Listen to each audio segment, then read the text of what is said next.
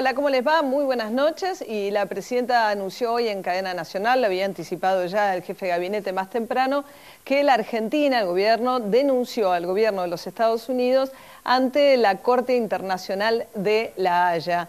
Demanda ya no a la justicia norteamericana, sino directamente al gobierno norteamericano. ¿Por qué? Alegando que hay un juez que está interfiriendo en cuestiones que hacen a la soberanía nacional y al diseño de política económica de la Argentina.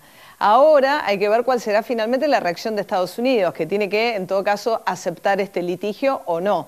La presidenta lo dijo hoy en cadena nacional, habló mucho de economía, de intentar mantener o salir de la situación de recesión económica con consumo. Dijo, si creen que van a preservar el empleo comprando dólares, se equivocan, y volvió a hacer un llamado al consumo con una serie de anuncios de distintos estímulos al sector de construcción de ómnibus, por ejemplo, y algunas cuestiones que hacen a la preservación de incentivos fiscales de empleo de los sectores que están padeciendo más la recesión económica. Pero también la presidenta se refirió a lo que es para mí la gran noticia de la semana, el reencuentro entre Estela Carlotto, su nieto, su familia paterna, su familia materna, después de más de 30 años de búsqueda.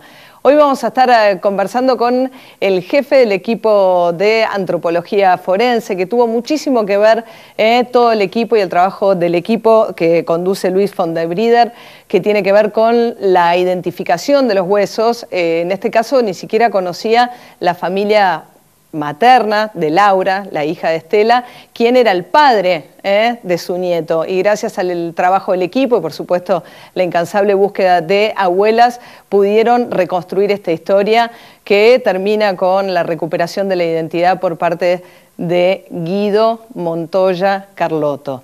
Y vamos a estar conversando también, ya está con nosotros, con Luis Moreno Campo. Luis Moreno Campo fue fiscal de las Juntas, pero también fue el primer fiscal de la Corte Penal Internacional que tiene sede en La Haya, con lo cual alguna idea tiene también del funcionamiento de los tribunales internacionales con sede en La Haya, y le vamos a preguntar qué piensa de esta decisión del gobierno de acudir a la Corte para ver si puede dirimir allí la pelea con los buitres.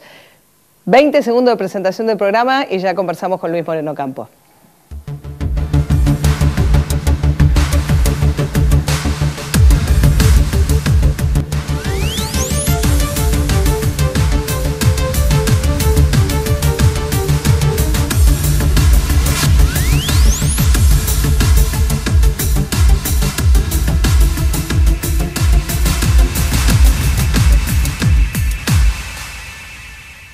¿Qué tal, Luis? Buenas noches. ¿Qué tal?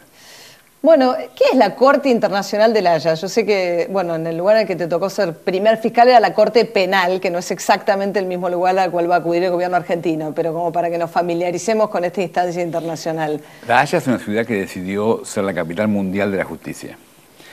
Y entonces ahí funciona la Corte Internacional de Justicia, que es una corte que pertenece a las Naciones Unidas y que resuelve conflictos entre estados. Funciona en un palacio muy lindo que construyó un millonario que se llama Carnegie y lo donó, y está en el medio de La Haya. En La Haya además funcionan otros tribunales, en particular la Corte Penal Internacional, también un tribunal para Yugoslavia, para el Líbano, una corte para los conflictos con Irán. Hay una serie, porque justamente La Haya atrae a esas instituciones. Y en el caso de la Corte Internacional, digamos, son miembros, de alguna manera, los mismos los estados que forman parte de Naciones Unidas.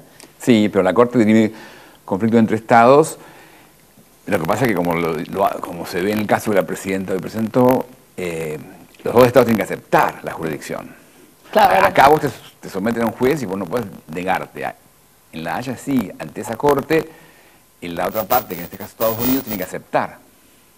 Y Estados Unidos además tiene, independientemente de lo que vaya a pasar con este caso, un historial de no someterse a jurisdicciones, ¿no? Bueno, tuvo un fallo muy malo. Estados Unidos se había metido cuando puso minas en Nicaragua y bloqueó los puertos. A partir de ese momento se salió de la Corte y justamente le cuesta mucho aceptarla. Estados Unidos tiene un problema, no le gusta aceptar instituciones sobre ellos, tradicionalmente. Pero acá además Estados Unidos no lo ve esto como un conflicto entre el gobierno de Estados Unidos y el gobierno argentino. De hecho, el gobierno norteamericano hizo presentaciones que se llaman amicus curiae a favor de la Argentina en los tribunales americanos. Pero el juez es el juez, y esta es una obligación emitida desde New York y por eso el juez de New York tiene facultades. Y fue Argentina además la que hace la emisión de los bonos, dándole jurisdicción norteamericana, que si había algún tipo de diferendo se resolvía en la justicia norteamericana como una garantía o como buscando ser más atractivos los bonos, ¿no? A quienes los tomaran. La Argentina ha emitido bonos en varios lugares, en Europa, en Japón, en Argentina y en New York. Cada país se rige por sus reglas, entonces ahí funciona así. Igual me parece que para entender esta jugada argentina hay que entender dos cosas. Primero, Argentina ve que considera que es muy erróneo la decisión del juez y ya no tiene un lugar de discusión jurídica del tema. Se le acabó, digamos, la Corte de Apelaciones no le dio caso, la Corte Suprema no se metió. Entonces Argentina me parece que lo que está jugando ahora es intentar transformar el juego involucrando al gobierno norteamericano. ¿Y cómo lo hace?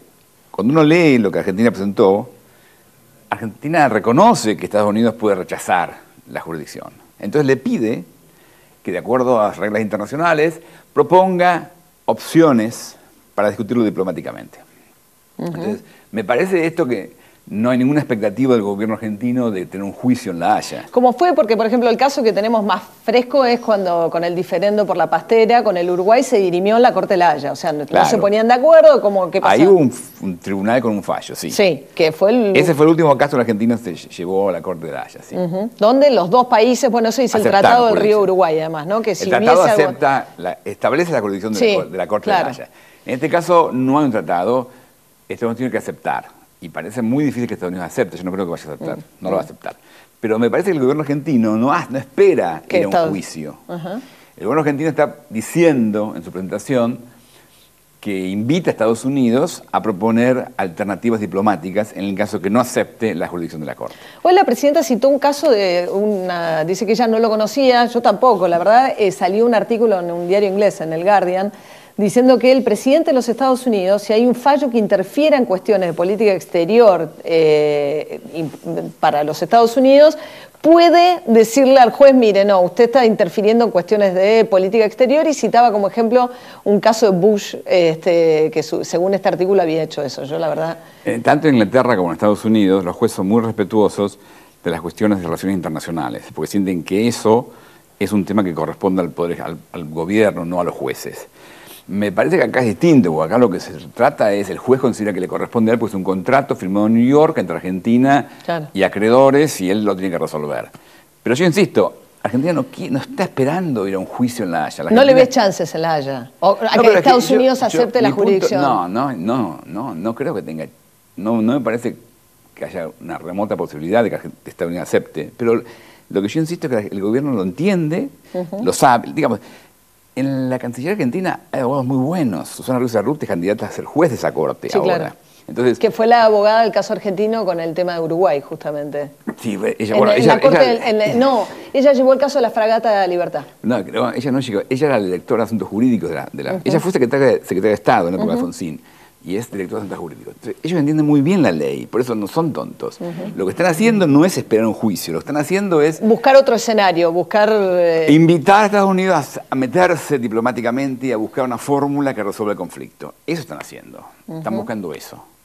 Y eso pasa muchas veces. Cuando Inglaterra puso preso a Pinochet, básicamente Chile lo invitaba todo el tiempo y al final le encontró una solución y se lo mandaron de vuelta.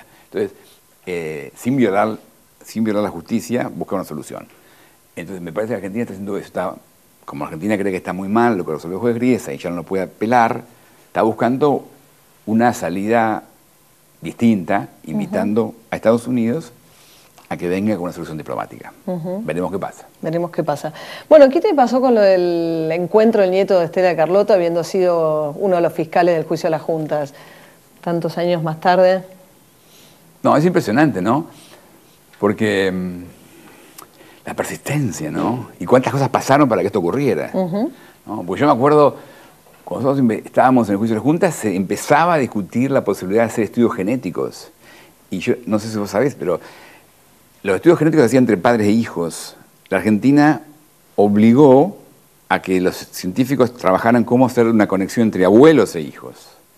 Y MacArthur Foundation puso plata para eso. Y ahí se desarrolló una técnica que después sirvió para otras cosas en medicina. Entonces, y después, en esos años, también Louis von der Wriede era un chiquito y muchos otros. Y vino Clyde Snow, que era un famoso arqueólogo y paleontólogo norteamericano experto en análisis forenses, y fue el que desarrolló a ellos. Y fue los que después descubrieron el cadáver de la chica esta, y pudieron, él te va a explicar. Entonces, pasaron un montón de cosas para que después de más de 30 años, ese chico tuviera la chance de ir a un banco de datos y descubrir su identidad. Y la verdad que es un caso muy agradable, porque hay casos muy duros, ¿no? Hay casos muy complicados. Este es un caso muy agradable. Donde además es un chico increíble, ¿no? Porque músico, como era su padre, a quien nunca conoció, habiendo crecido en un paraje totalmente rural, ¿no? Alguien preocupado por la memoria, sin haber tenido contacto. Además los padres, no parece que tuvieran, sus padres adoptivos no tienen nada que ver con la represión, es como un caso muy dulce. Y es un gran, yo creo justamente, la verdad que Estela Carlotto merece este resultado. Y una cosa que quería preguntarte a propósito del juicio a las juntas, que digo, estuvo precedido por toda la investigación de la CONADEP, últimamente se estuvo hablando del tema de generar una CONADEP de la corrupción. Vos en algún momento también estuviste involucrado con temas de corrupción. ¿Tiene algún sentido pensar en generar una comisión que se dedique especialmente a investigar temas de corrupción?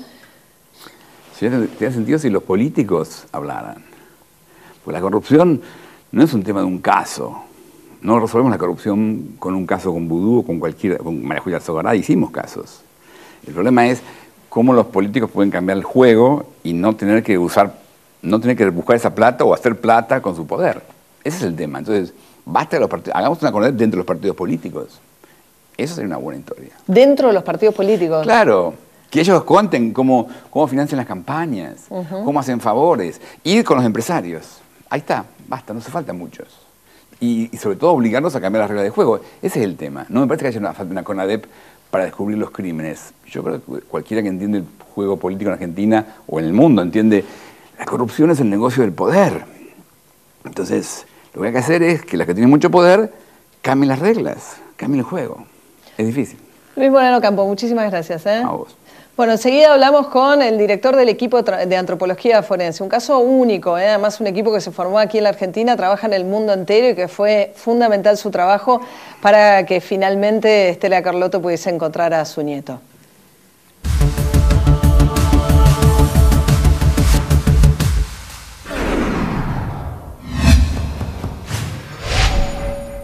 ¿Conoces el botón de alerta? Es la nueva aplicación gratuita de Provincia Seguros. Con solo pulsar un botón, envías al instante múltiples alertas de seguridad con la dirección exacta en la que te encontrás. Nos interesa tu seguridad. Buenos Aires, activa como nunca. Gobernación Daniel Scioli.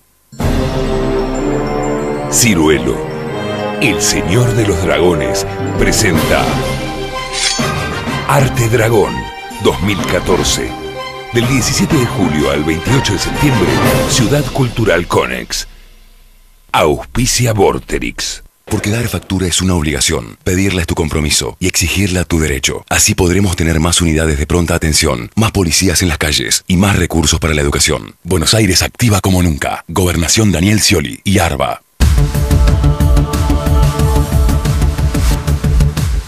Bueno, Luis von der Brieder dirige el equipo de antropología forense. ¿Qué tal, Luis? Gracias por venir. Hola, ¿qué tal? Un gusto. Contanos qué hace el equipo. Muchísima gente lo conoce, pero me parece que digo, a partir de este caso que nos ha conmovido a todos es un buen momento para volver a contarlo también. Lo que hacemos es, a través de la ciencia, tratar de investigar qué pasó con las personas desaparecidas durante la última dictadura militar, tratar de encontrarlas, identificarlas y retornar sus cuerpos a sus familiares y al mismo tiempo aportar evidencia científica a la justicia que investiga quienes cometieron estos hechos. Y además de acá, ustedes han sido después contratados a través de Naciones Unidas y han llevado un poco esta técnica a muchas otras situaciones de represión en Centroamérica o por ahí de las mujeres en la frontera de México, en Ciudad Juárez, ¿no? Sí, hemos trabajado ya en estos 30 años en 50 países del mundo, en África, Medio Oriente, América Latina, siempre investigando casos de violencia política, étnica y religiosa, y además en casos hace 10 años de migrantes con las mujeres en Ciudad Juárez y ahora que estamos trabajando en Centroamérica, tratando desde la ciencia aportar una respuesta a los familiares y al mismo tiempo brindando capacitación a profesionales locales que quieren dedicarse a esta área específica de las ciencias forenses.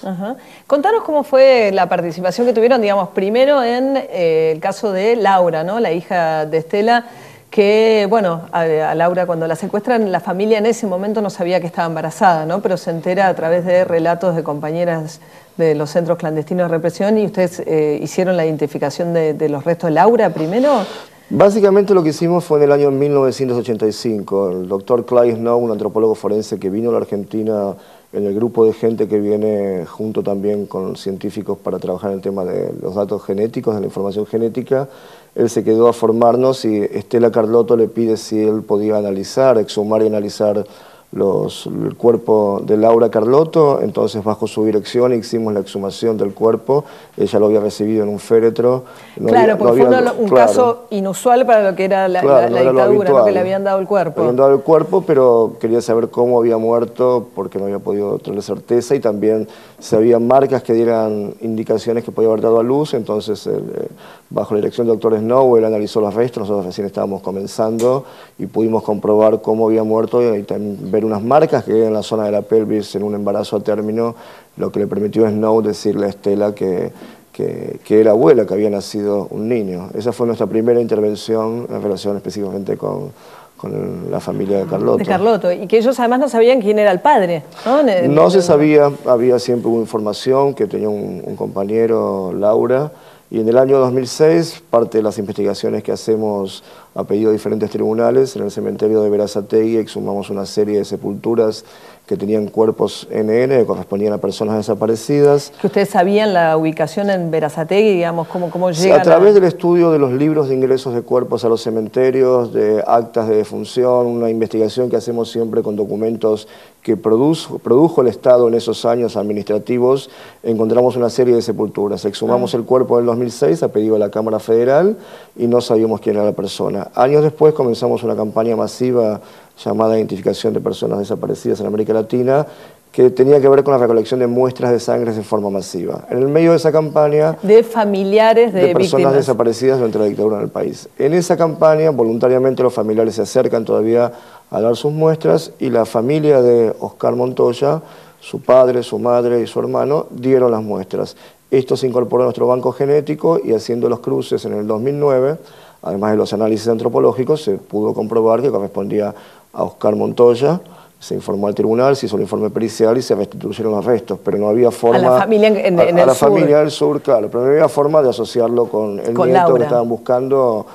No tanto con Laura en el sentido, se sabía que podía ser el compañero de Laura, pero no se podía asociar con el nieto porque no sabía dónde estaba. Entonces fue la primera identificación que se hizo, y nosotros siempre, hace varios años, que identificamos a un cuerpo de una persona que estuvo relacionado con un caso de que puede haber un nieto desaparecido, a pedido del tribunal que interviene, tomamos una muestra que se remite al Banco de Datos Genéticos, el Banco de Abuelas de Plaza de Mayo. Entonces esa muestra se utilizó para comparar con la muestra que dio este joven hace pocos días. Es impresionante, ¿no? ¿Les había tocado ya algún caso donde ustedes encontraran también el padre? Sí, varios casos hemos encontrado los padres de nietos que han sido recuperados, por eso la relación estrecha con abuelas y con el Banco de Datos Genéticos, siempre con autorización judicial, de intercambio y compartir información genética. Ahora, ¿cuántas instituciones, ¿no?, que han logrado funcionar a lo largo de estos 30 años, incluso cuando estaban, ¿no?, las leyes del perdón y demás, el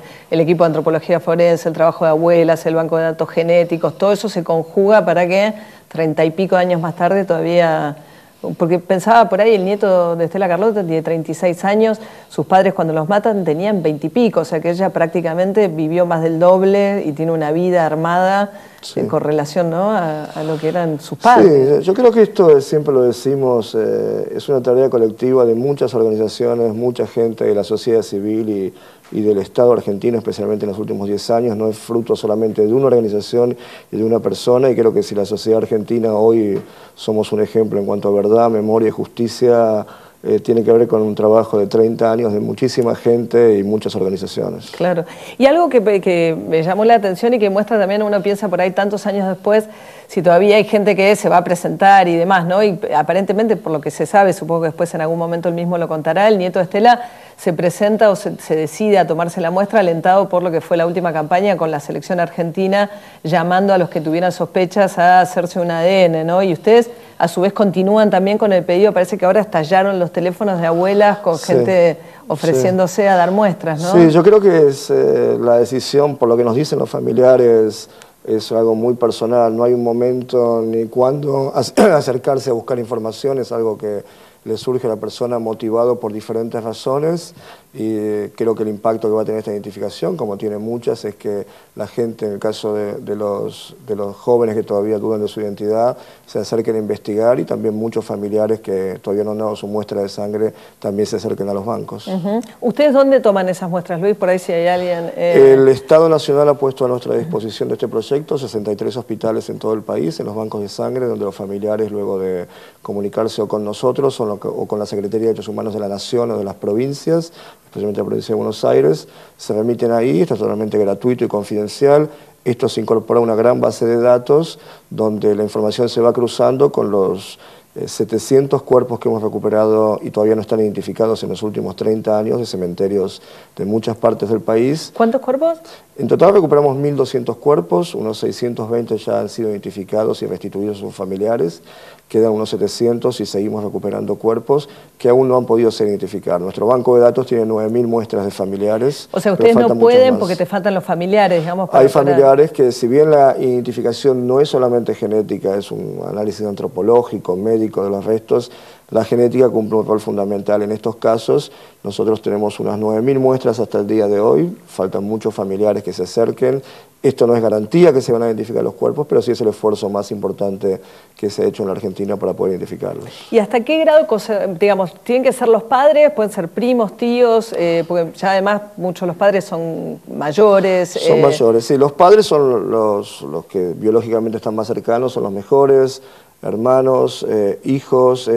Lo que se hace es un análisis de cómo está constituido el grupo familiar, quién está vivo todavía. En algunos casos, cuando han fallecido los padres, se pide autorización para tomar una muestra de los cuerpos, y de esa forma se va conformando, porque lo que tiene que ver la genética, de cierto punto, es un análisis estadístico de probabilidad. Y contra más familiares cercanos, a veces es más alto el porcentaje que se puede alcanzar.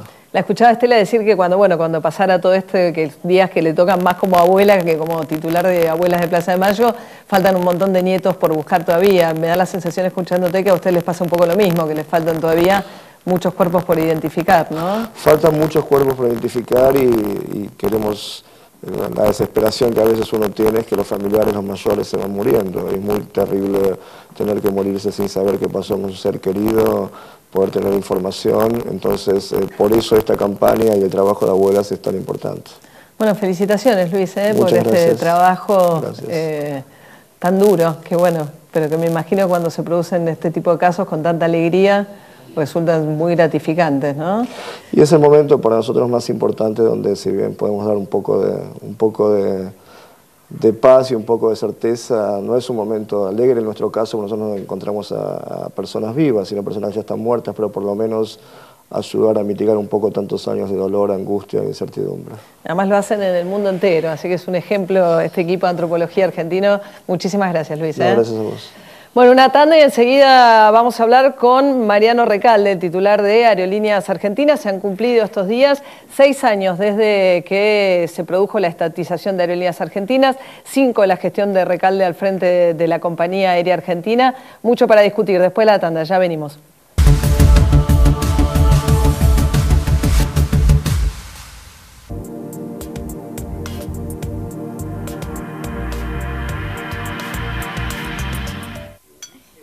Muy buenas las milanesas de soja, mi amor, ¿eh? ¿Vieron? Además son fuente de proteínas, tienen fósforo y 0% colesterol. No te la puedo creer. Nah. Sácame una foto. Me interesa muchísimo. 0% de colesterol. Por fin comida con proteínas y fósforo. Esto es increíble. Increíbles son los zapatos que me tarjeté ayer. Las milanesas de soja Granja del Sol, además de ser riquísimas, tienen todo lo que tu familia necesita. Muy buenas para vos, muy buenas para todos. ¡A comer! Cuidar tu cuerpo con Cera ahora es más fácil, gracias a su nuevo envase, mucho más práctico con tapa, abre y cierra. Para que te sigas cuidando con un yogur bajo en grasas, pero lleno de nutrientes. a solo 3,65 por vaso. ¡Próbalo! Ranking desagradable al extremo. Puesto número 3, basura en el escobillón. Puesto número 2, comida en la rejilla. Y en el puesto número 1, canasta sucia para inodoro. Las canastas sucias no deberían estar en tu ranking. Proba Mr. Músculo Limpiador Adhesivo. El primer limpiador que se adhiere directamente al inodoro, ayudando a mantenerlo limpio y perfumado. Y como rinde hasta 320 descargas, solo gastas 3 centavos por descarga. Mr. Músculo Limpiador Adhesivo. Y olvídate de las canastas sucias. En Chango Más del viernes al domingo disfruta este Día del Niño. Pagando con tarjeta de crédito Visa de todos los bancos, 30% de ahorro en 3 cuotas sin interés en juguetes. Además, con todos los medios de pago, hasta 50% de ahorro en indumentaria de invierno y 30% en acolchados y frazadas. Chango Más. Pagás menos, llevas más. Si rediseñaras tu desodorante de ambiente, probablemente se vería así, liberando automáticamente fragancias Glade para eliminar olores y mantener tu hogar siempre fresco y agradable. En forma automática, elimina olores, aromatiza, decora. Nuevo Glade automático 3 en 1.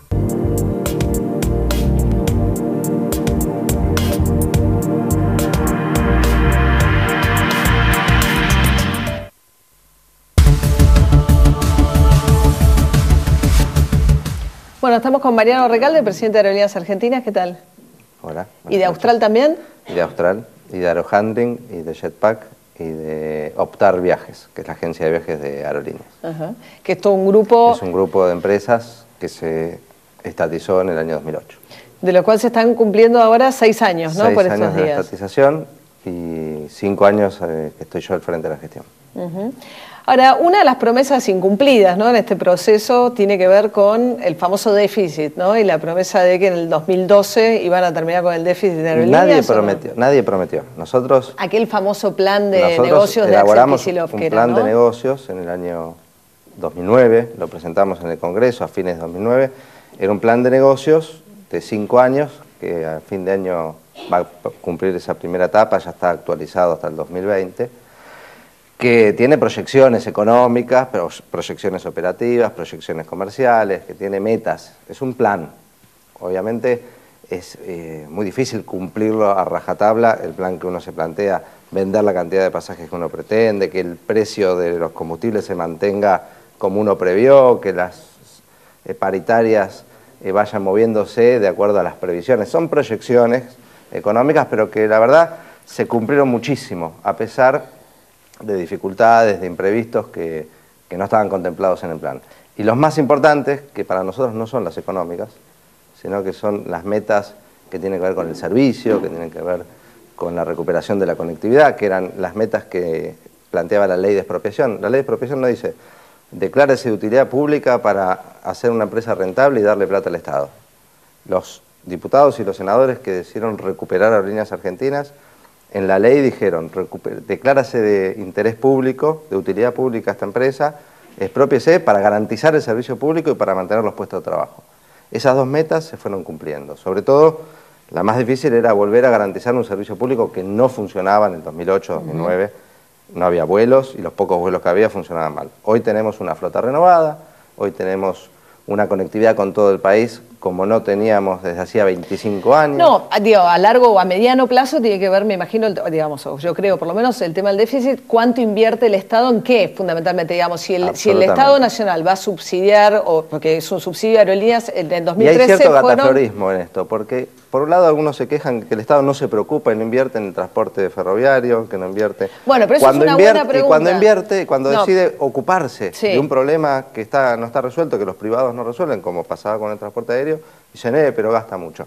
No, bueno, pero eso es una buena, pero eso es justo una buena comparación, de decir, bueno, tenés el Sarmiento o los trenes como están, en este caso a través de un sistema, digamos, tercerizado, concesionado a un privado, distinto al caso de Aerolíneas, pero es porque tengo que subsidiar viajes a Barcelona o a Madrid de la clase media alta de la Argentina. Ese es un error, creer que uno subsidia a los pasajeros.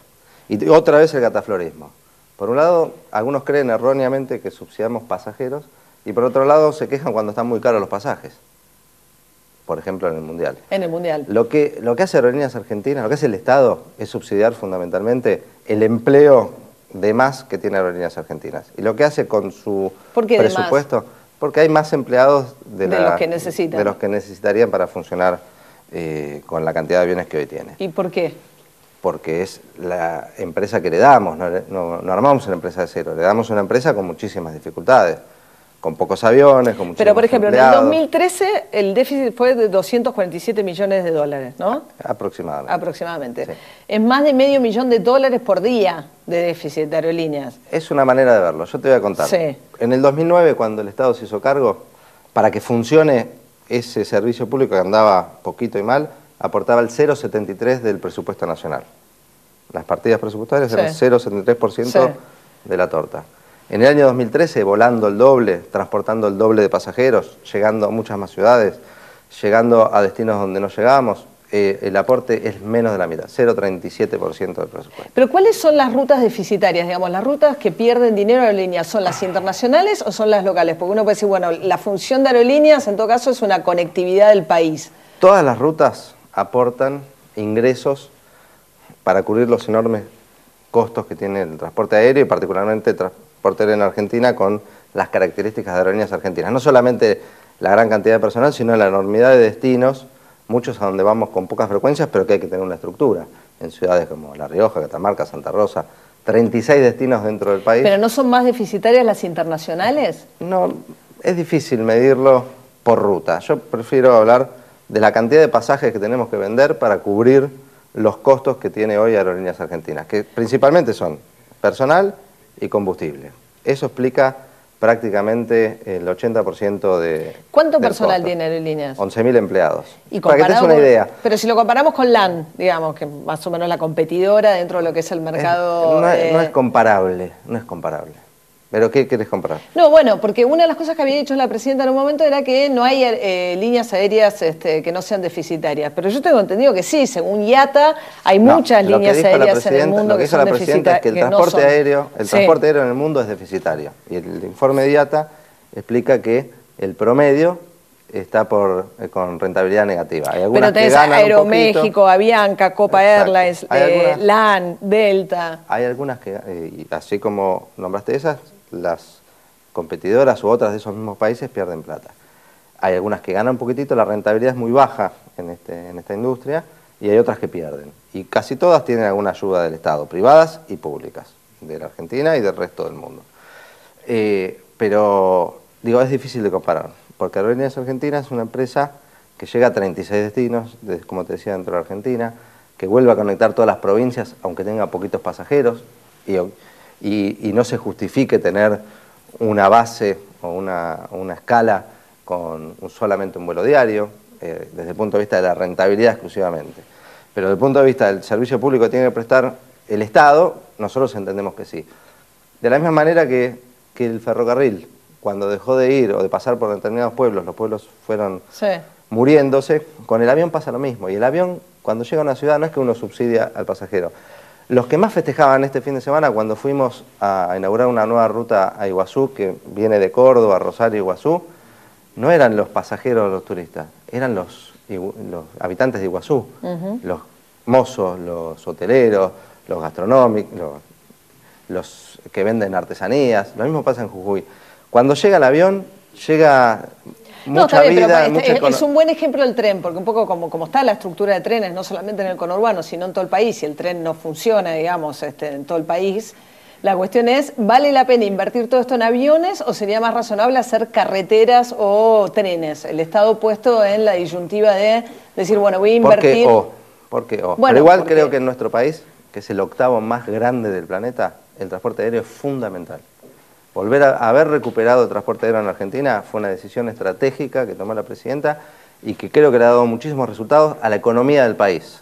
Lo que genera el transporte aéreo en movimiento económico, en creación de puestos de trabajo, en ingreso de turismo, es mucho más que este aporte que hace el Estado para sostener su funcionamiento y para sostener los puestos de trabajo. Este 35% de dólar turista, de recarga sobre el dólar oficial al dólar turista, significó una merma enorme de viajes argentinos al exterior, ¿no? Una caída del 40%. Fue una excelente decisión de política económica para evitar la salida de divisas al exterior, que uno de los canales muy importantes era por los viajes de turismo de los argentinos que salían a gastar al exterior. Y el costo tuvo que impactó en los ingresos de Aerolíneas Argentinas. Cayeron un 40% las ventas internacionales desde Argentina. ¿Y pero eso la estamos va a recuperando. una merma de ingresos en lo que habían proyectado para el 2014? Por ejemplo, esto es una decisión que impacta sobre nuestras proyecciones de 2014. ¿Y qué proyección de déficit tienen para el 2014? Las proyecciones del plan, del presupuesto nuestro para 2014 era reducir todavía el del año pasado, que era 250 millones de dólares. Aproximadamente. 247. Era hasta por debajo. Ahora estamos recalculando en función de esta reducción de la venta de pasajes al exterior, recalculando en función de los cambios en el valor de la moneda, porque la estructura de costos se mide en dólares, porque tenemos muchos costos en dólares. Esto también ha tenido impacto y esperamos terminar más o menos como el año pasado, con la particularidad de que vamos a haber transportado este año casi 10 millones de pasajeros. ¿Argentinos o no cuentan, digamos? Todo tipo de pasajes vendidos, digamos. Ajá. El año pasado vendimos 8.300.000 pasajes y la meta es llegar a los 10 millones este año. ¿Cuántos de los gerentes de la cámpora, de aerolíneas son de la cámpora? Digamos, y uno solo, el que te habla. ¿Nadie más? Después, bueno, estaba Kisilov ahora ya es ministro de Economía, obviamente, pero sí. Era el encargado de finanzas. Dos. Sí, era el encargado de finanzas. Dicen que hay otra cantidad de puestos. No. Es más, el otro día salió una nota publicada, firmada por la Nata, sí. Que la verdad causó muchísima gracia dentro de la empresa. Empleados con 30 años de antigüedad, tipos que vienen de LAN, que era gerente de recursos humanos de LAN, que está trabajando con nosotros, profesionales con muchísima trayectoria que vienen del sector privado, que fueron seleccionados para formar parte del equipo nuestro. La verdad que se habla con una soltura, con una impunidad que la verdad asombra. Bueno, no hay, la libertad de expresión no además, cae dentro de la cuestión que hacen a la impunidad, pero... Pero es impunidad porque es decir una cosa falsa con total desparpajo. Es más, todo ese equipo, yo lo fui, como se decía mucho todo esto que lógicamente vos rescatás, porque se dijo muchísimo en todos los medios de comunicación. Yo llevé todo ese equipo al Congreso, al Senado de la Nación. Bueno, después de decir en un encuentro de la Cámpora que en realidad era ahí donde querías dar explicaciones y no en el Congreso Nacional, que para una empresa que tiene alto subsidio del Estado... No dije eso. Vengo de dar explicaciones, acá me siento mucho más cómodo, lógicamente. Yo hablo para un público. No, bueno, pero hay un sentido de una empresa estatal que vive de subsidio del Estado, lo mínimo que he ido reiteradamente al Congreso, muchísimas veces. Bueno, fue medio tenso en ese momento. Nunca me negué a ir al Congreso cada vez que me invitaron. Bueno, Pichetto pidió disculpas. Pichetto no pidió disculpas. ¿No? Pichetto no pidió disculpas. Los que tienen que pedir disculpas en todo caso son los que cometen errores o faltan el respeto. Yo no creo que le haya faltado respeto a nadie. Pero ¿y cuál es la situación de Aerolíneas Argentinas en tanto sociedad anónima en lo que hace a los controles por parte del Estado? Bien. Porque tiene que ver con, digamos, cuál es la instancia de control de Aerolíneas Argentinas. Si es el Senado, digamos, hubo una auditoría de la Auditoría General de la Nación. Es uno de los organismos del Estado más controlados. Ese es otro mito. El primer mito que no presenta balances o no los exhibe. Tiene todos los balances al día, están publicados en la página web. Sí, pero en la página web son balances... auditados y completos. Hasta con el sello los escaneamos. No, yo lo vi, no es un balance. Te desafío que lo abras ahora y los pongas. Están todos los balances completos. La auditoría dijo que va a ser una nueva auditoría, ¿no? Es por un informe que hizo en el 2013. La Auditoría General de la Nación nos controla, la SIGEN nos controla, el Ministerio de Interior tiene una auditoría interna que audita y certifica en qué se gasta cada uno de los pesos que transfiere el Estado, nos controla el Congreso, nos controla pero en tanto sociedad anónima, digamos, al ser una sociedad anónima... Nos controla la Inspección General de Justicia. Pero al ser una sociedad anónima, digamos, ¿cuál es la relación con tiene un control del Congreso o por ser una sociedad anónima Aerolíneas escapa a esa situación? No escapa y tiene un control del Congreso, de la Comisión Bicameral de Reforma del Estado y Seguimiento de las Privatizaciones, que en realidad es seguimiento de las estatizaciones. Es una comisión vieja que viene de otra época, y de la Comisión Bicameral Revisora de Cuentas. Más todos los controles que quieran hacer la Comisión de Transporte de ambas cámaras, que cada vez que nos citan vamos... ¿Y la pelea con LAN cómo sigue? Ahora está juicio. Le estamos ganando. Bueno. Le estamos ganando. Parte del video se contaba relatabas en primera persona como le habías pedido a la presidenta que sacaran a LAN de Aeroparque. Lo que le había relatado en esa reunión. Y que la presidenta dijo, no, es demasiado. Exactamente. Fueron las discusiones previas cuando nosotros nos hicimos cargo de una empresa que era un caos, un incendio, que era un infierno. No, pero tiene que ver con cómo compite había que pensar, uno... No, yo estaba contando exactamente en qué condiciones encontramos la empresa y qué salidas buscábamos para tratar de que Aerolíneas Argentinas saliera a flote otra vez. Entre esas circunstancias nosotros advertíamos que había una situación muy inequitativa en el mercado aerocomercial, que había empresas privadas que volaban solamente a los destinos rentables y que Aerolíneas tenía que cubrir todo el mapa nacional, a pesar de que no compartía el esfuerzo con otras empresas. Que nosotros veíamos que una posibilidad podía ser que todas vuelan a todos lados. ¿Cómo pasa con la actividad bancaria? Cuando un banco quiere abrir una sucursal en una zona rentable, no puede volar Aerolíneas en Chile y hay cielos abiertos que eventualmente puede ir y volar si quisiera. Son políticas liberales que toman países con esa ideología o que han tomado. No, pero la venía reclamando ustedes, decían, ¿por qué no puedo volar en Chile? Nosotros no reclamamos jamás eso. Si no lo hubiéramos pedido. Jamás reclamamos. Pero digamos, ¿pero LAM va a poder seguir operando desde Aeroparque o eso depende? Sigue operando normalmente. No, ahora sí puede haber una decisión, una cautelar de la... No, pero siempre. La cautelar tiene que ver con una decisión del ORNA de mudarle un hangar que no iba a afectar su operación en Aeroparque. Que sí es un dirigente de la Cámpora, el del Tampoco es un profesor de geografía aeroportuaria. Es una tesis sobre temas aeroportuarios. Experto en temas aeroportuarios, pero toda persona que tiene menos de 40 años y trabaja en el gobierno de la Cámpora. Es un profesor, un experto, un profesional. Bueno, ojalá fueran todos los que se dice que son. No, es un tipo que sabe mucho y que lo que viene a hacer es aplicar un plan que está desde el año 2004. Tampoco es un plan que inventó él. Bueno, pero en todo caso sí. Un plan maestro para ampliar el Aeroparque, que incluía, entre otras cosas, la obra que finalmente se tomar una Coca-Cola en Aeroparque o una gaseosa, para no dar marca, debe ser de las actividades más caras de la Argentina. Totalmente. Es una vergüenza. Hay una concesión privada, también hay una concesión privada. Me imagino. Para la administración de ese aeropuerto como otros tantos. No me quiero meter en otros asuntos. Pero te decía, el plan que fue a aplicar es uno de ampliación del Aeroparque para ampliar la pista, para ampliar la plataforma y que no haya tantos roces de aviones como está habiendo, de nuestros aviones, de los de LAN, de los de Gol. Y que permitió poco a poco ahora inaugurar, por ejemplo, la ampliación de la autopista Ilia, que también tenía 10 años de demora. Producto de todas de todo tipo de... Al haber varias jurisdicciones comprometidas, se hacía difícil. Se están llevando adelante esas obras. La de la ampliación del Aeroparque requería eso, está frenado, pero en ningún momento iba a afectar la operación de LAN, que puede seguir. De hecho, nosotros tenemos la mayoría de nuestro mantenimiento fuera de Aeroparque y operamos en Aeroparque normalmente. Bueno, muchas gracias. No, gracias a vos. Bueno, enseguida venimos a hablar un poco de encuestas. Dicen que en la pelea con los buitres la presidenta ha recuperado gran parte de la imagen que venía perdiendo y que es una pelea que la fortalece ante la opinión pública. Y esto obviamente en un contexto de pelea de la sucesión por la carrera del 2015. Fabián Perechotnik ya está con nosotros para hablar un poco de encuestas. Enseguida después de esta tanda. Ya venimos.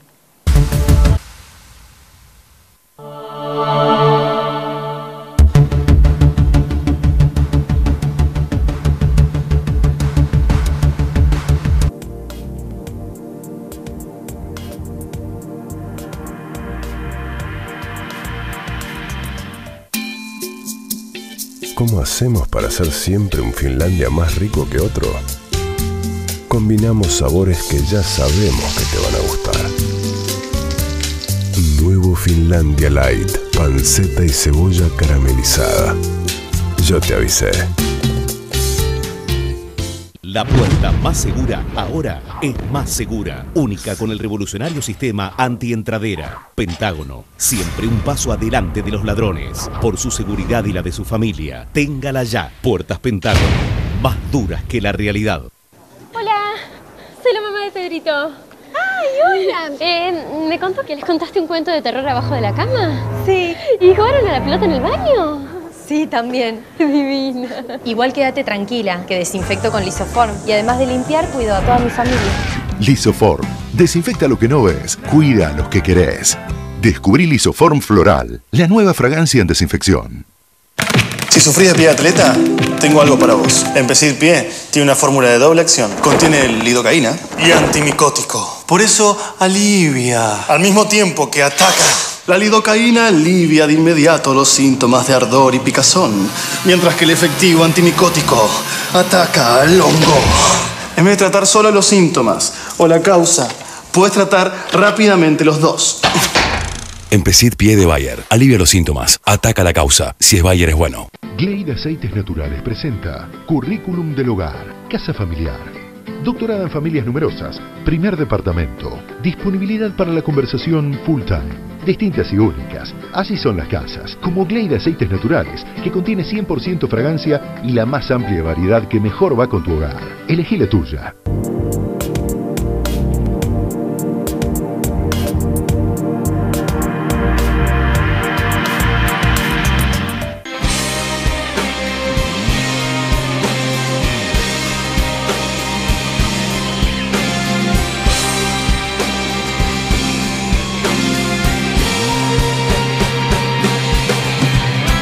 Jorge, cualquiera puede ser salvador, entonces. Obvio, claro. Todos sabemos lo que tenemos que hacer. Tenemos que hacer lo que nos enseñaron. El problema es que siempre nos dedicamos a hacer otra cosa.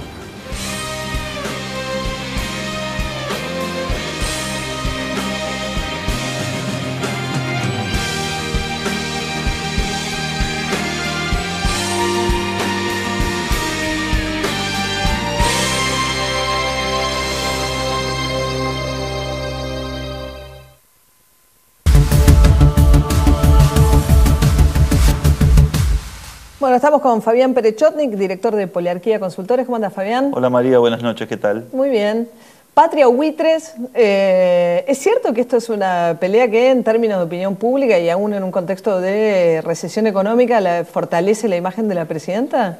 Sí, hemos estado siguiendo este tema en las últimas semanas y claramente se nota que los números se han movido fundamentalmente después de la semana pasada a favor de la posición que el gobierno está llevando y que la presidenta expresa con tanta vehemencia y claridad. ¿Cuál es el de le ha beneficiado? Digo, cuando uno miraba, yo antes de venir acá miraba un poco los números que teníamos, no de la última semana, sino un poco de la historia reciente de las 4, 5, 6 semanas para atrás, y se ve, en general, hay números que favorecen la posición del gobierno, pero hay otros números que está más como repartida la situación.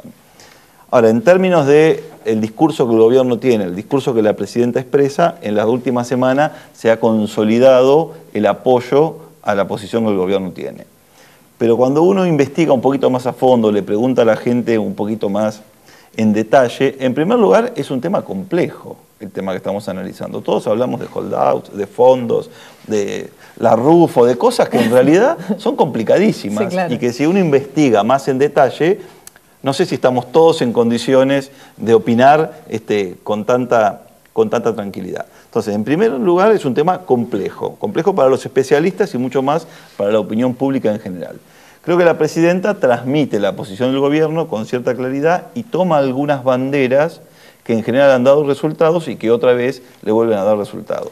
Y se ratifica con las banderas, ahí desde la oposición le han dicho que malviniza la cuestión de los buitres. La idea de hacer un movimiento, que me parece que cuando le dicen eso le están diciendo levantar una bandera nacionalista de una lucha imposible de hacer suponer, que termina siendo irresponsable, digamos. Cuando aquel que la acusa de malvinizarla está acusando además de mover un sentimiento nacionalista detrás de un acto irresponsable. Bueno, en realidad lo que hay claramente es una intención de levantar el fervor patrio, un sentimiento nacionalista. Ahora, después entramos en una discusión mucho más técnica, que es como decía antes. Sí. Es un poco distinto desde ese lugar a lo que era el intento de recuperar las Malvinas como lo hizo la dictadura y con las consecuencias que todos conocemos. Sí, o el Braden y Perón versus buitre patria. Bueno, un poco es eso, ¿no? Buitre la patria somos nosotros. Los buitres, los malos, están del otro lado. Y son norteamericanos. Y son norteamericanos. Volviendo a Braden, digamos, a la historia del peronismo. Del peronismo y que el kirchnerismo, Néstor y Cristina, de distinta manera, lo han levantado. Cuando uno mira, hace una semana, alrededor del 50%, un poco menos del 50%, estaba de acuerdo con la posición que tenía el gobierno y después de la decisión de Griesa y del planteo del gobierno subió unos 15 puntos ese apoyo al gobierno. O sea, que por un lado aumenta el apoyo y aumenta la imagen de la presidenta, aumentaron las dos cosas. Sí, impacta en la imagen de la presidenta, que de cualquier manera, cuando uno mira en los últimos 3 o 4 meses, empezaba a haber una diferenciación en torno a la figura de la presidenta por un lado y a las políticas por otro. Recuperaba imagen positiva, o sea, la figura de la presidenta venía recuperando imagen positiva, pero las políticas la gestión política propiamente dicha y la gestión económica tienen una mirada muy negativa, se empezaban a diferenciar. Porque ahí está, ¿no? En un contexto de recesión, hoy la presidenta está claramente diciendo, había dicho hace poco algo así como compre una plancha, haga patria, hoy es no compre dólares, porque eso sí que no hay ni que ahorrar ni que comprar dólares, consuman, porque es la única manera de mantener el empleo, ¿no? Bueno, la caída de consumo se ve en todos los indicadores en los últimos meses, pero lo que, si me permitís, María, volver, sí. Digo, empezaba a haber una diferenciación que no hubo a lo largo de todos estos años de la figura, de la persona de la presidenta y la evaluación de sus políticas. La política económica tiene, en la última encuesta de Poliarquía, 58% de respuesta negativa. O sea que la idea de Axel Kicillof, candidato del Frente para la Victoria, no es algo que se vea alentado por los números de las encuestas respecto a la imagen de la política económica o de Kicillof. Por lo menos de la aprobación de la gestión económica, no. No. Ajá. Ahora, después, por supuesto, hay una lectura política de esto.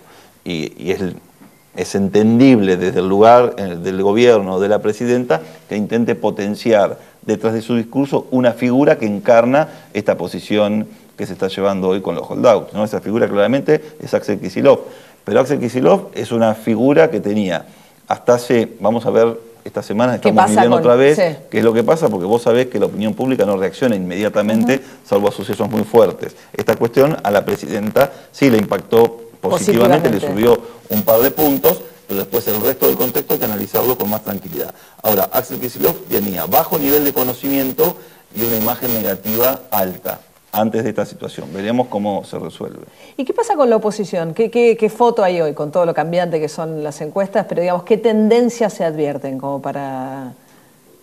Yo creo que cuando uno mira, esto nos lleva a hablar un poco de la sucesión de Cristina Kirchner, claro, presidencial, sí. ¿No? Digo, me parece que hay como dos planos para ver. Uno es el del gobierno que analizamos recién. Esta situación le impacta positivamente a la presidenta, aunque la evaluación negativa de sus políticas sigue siendo muy alta.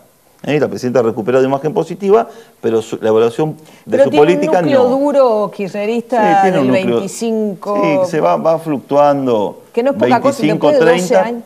No es poca cosa, me Después parece de que 12 años, 40 ¿no? o más puntos de imagen positiva y un núcleo duro de 25, 30, 32, depende mucho cómo uno lo evalúa, María. Porque el núcleo duro, digamos, aquellos que se consideran kirchneristas a ultranza o cristianistas a ultranza, es mucho menor. Sí. Hay muchos que se consideran kirchneristas de manera más vaga o cercanos. Entonces digo, pero eso conforma una masa que no es menor. Y con una cuestión que está clara, digamos, la gente sabe que Cristina termina en diciembre del 2015, o sea, esta discusión sobre el cierre del ciclo político ya no tiene sentido, digamos, tiene una fecha de vencimiento que es diciembre del 2015. Evidentemente uno miraba en estos primeros 6 meses del año que el gobierno y la presidenta estaba intentando llegar en las mejores condiciones y había tomado medidas con costo político, pero con resultados positivos por lo menos en torno a la imagen presidencial.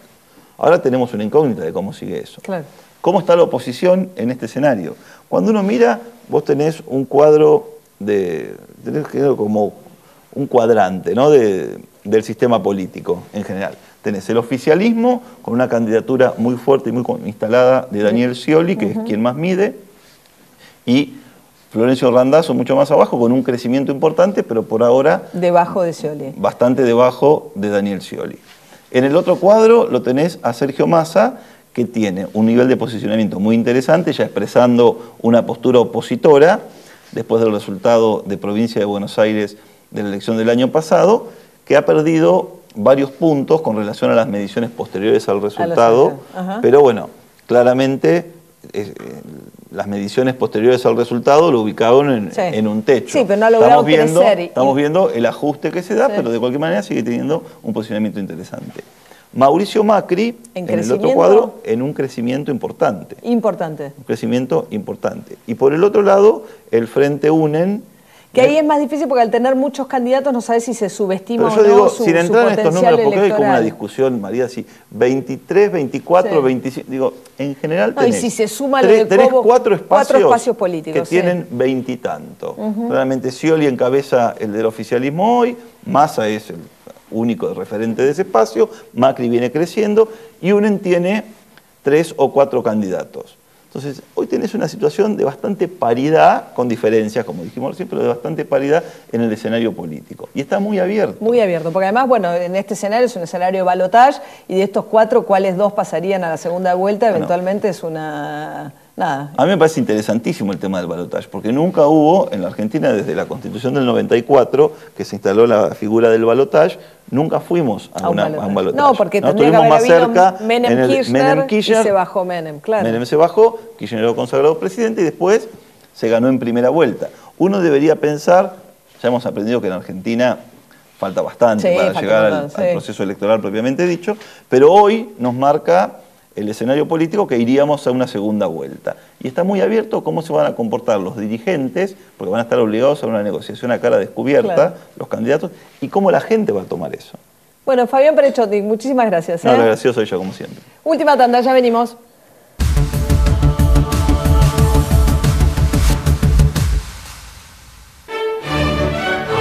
Después de 20 años, Marianela Núñez vuelve a San Martín. La primera bailarina del Royal Ballet de Londres brindará una gala solidaria el 16 de agosto en la Sociedad Alemana de Villa Ballester, Avenida Juan Manuel de Rosas y 9 de Julio.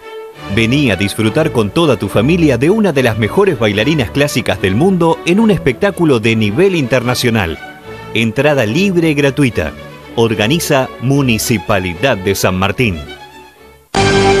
Silfa, laboratorios farmacéuticos, auténticamente argentinos.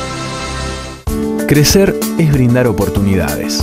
Crecer es motivar el desarrollo de la gente. Crecer es promover la cultura y el deporte. Queremos seguir creciendo junto a vos. Banco Ciudad. Te quiere ver crecer. 0822 20400. bancociudad.com.ar. AISA. Es nuestra. Es para todos. Con el crédito Primera Casa BA de la red En Todo Estás Vos, se puede. Lo creamos para que puedas acceder al sueño de la casa propia. Anotate en buenosaires.gov.ar/Primera Casa BA. Buenos Aires Ciudad. En Todo Estás Vos. Alto Palermo Sociedad Anónima trabaja para mejorar la calidad de vida de los argentinos. Los shopping centers son escenario habitual de acciones de cientos de ONGs y entidades benéficas. Colaborar con la comunidad es el pilar de nuestra política de responsabilidad social empresaria. Alto Palermo, líder en centros comerciales.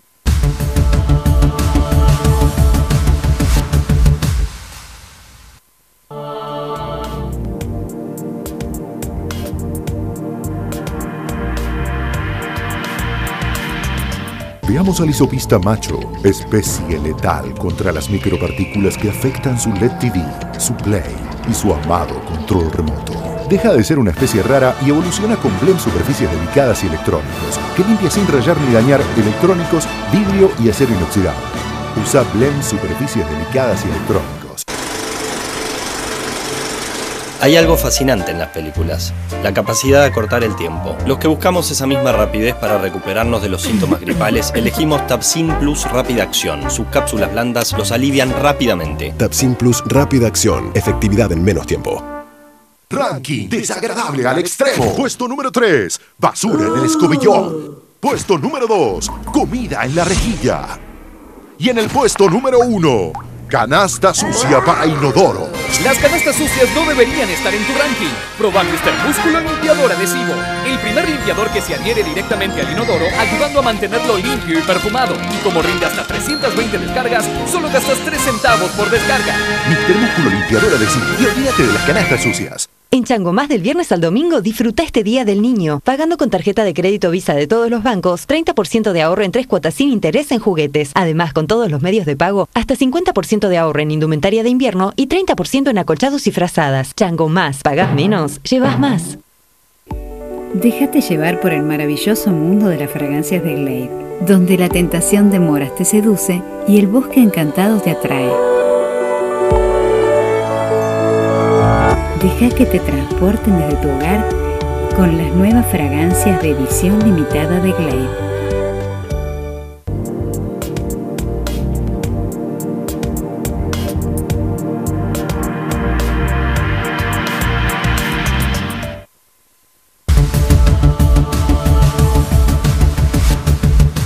Bueno, no nos queda tiempo para mucho más que para decirles buenas noches. Gracias por habernos acompañado desde jueves y los espero jueves que viene a las 10 de la noche aquí por Canal 26.